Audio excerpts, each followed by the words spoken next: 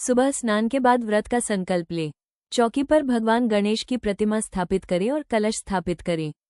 गणेश जी को सिंदूर, अक्षत, चंदन, फूल, दुर्वा, धूप, दीप, घी, फल और मोदक लड्डू अर्पित करें। पूजा करते समय ओम गम गणपत्ये नमः मंत्र का जाप करें। गणेश चालीसा और गणेश चतुर्थी व्रत कथा का पाठ करें। शाम को भगवान गणेश की आरती करें। गणपति बप्पा को 21 मोदक या लड्डू का भोग लगाएं। फलाहार, दिन भर फलाहार करें। पारण, अगले दिन पूजा करने के बाद व्रत का पारण करें। गणेश चतुर्थी की 4 पौराणिक एवं प्रचलित कथाएं। गणेश चतुर्थी की एक कथा। एक समय की बात है कि सभी देवता संकट में घिरे हुए थे और मदद के लिए भगवान शिव के पास पहुंचे। भगवान शिव ने अपने पुत्रों गणेश जी और कार्तिकेय से पूछा कि कौन इस संकट का समाधान कर सकता है। दोनों पुत्रों ने स्वयं को योग्य बताया, जिस पर शिव जी ने कहा कि जो पूरी पृथ्वी की परिक्रमा करके आएगा वो देवताओं की मदद करेगा।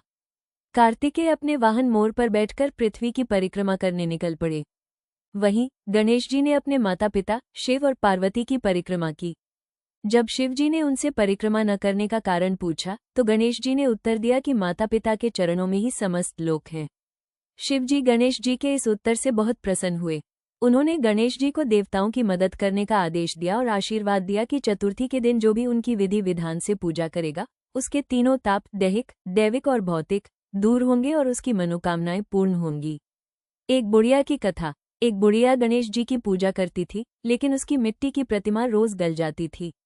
एक बार जब एक सेठ के घर में काम हो रहा था तो बुढ़िया ने कारीगरों से पत्थर का गणेश बनाने के लिए कहा। कारीगरों के मना करने पर बुढ़िया ने श्राप दिया कि उनकी दीवार टेढ़ी हो जाएगी। सेठ ने बुढ़िया से गणेश जी की प्रतिमा बनवाने के बाद उसकी दीवार सीधी करने का आग्रह किया। सेठ के कहने पर बुढ़िया ने गणेश जी की प्रतिमा बनवा ली और उसकी दीवार सीधी हो गई। हे विनायक जी, जिस प्रकार सेठ की दीवार सीधी हुई वैसे ही सबकी मनोकामना पूरी करना।